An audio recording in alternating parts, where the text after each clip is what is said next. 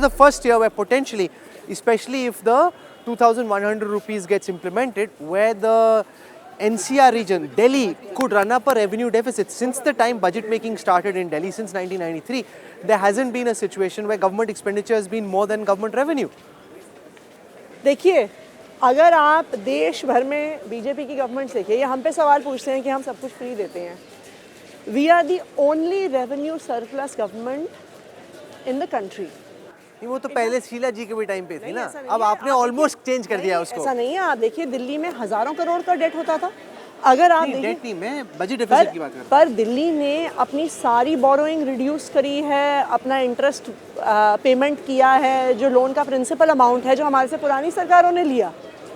We are the ones who have finished that off. Delhi को central government से एक पैसा नहीं मिलता है. हमें कोई पैसा नहीं मिलता है. No, but a lot of things like law and order are taken care of by the center, which other governments would be spending money on. But only police. अब जैसे दिल्ली के लोग 2 लाख करोड़ का इनकम टैक्स देते हैं, राइट? 25,000 करोड़ का central share of GST देते हैं.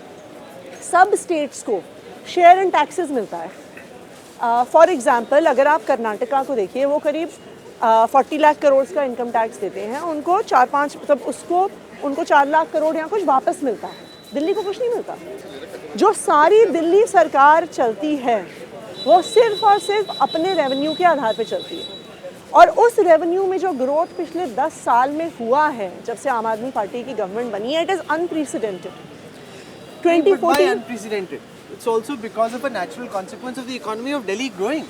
नहीं, आपने कौन सा नया टैक्स लगा दिया, कुछ कर दिया बहुत रेवेन्यू ग्रो करने के लिए? मैं बताती हूँ आपको. आप उससे पहले का डेटा देखिए. 2010 से 2015 के बीच में टोटल बजट साइज जो दिल्ली का था वो 25,000 करोड़ से 30,000 करोड़ बढ़ा. यानी 5 साल में 5,000 करोड़. हमने पिछले 10 साल में 30,000 करोड़ के बजट को इस बार 77,000 करोड़ पे पहुंचा दिया है.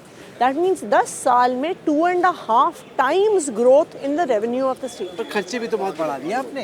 तो अगर हम पैसा कमा रहे हैं तो हम क्यों ना खर्चे? No, because Delhi is not, as I said, had a situation where they've had to deal with the budget. If budget deficit, if we add the cost of the electoral promises you've made in this election to the budget expenses, then Delhi ends up in a deficit.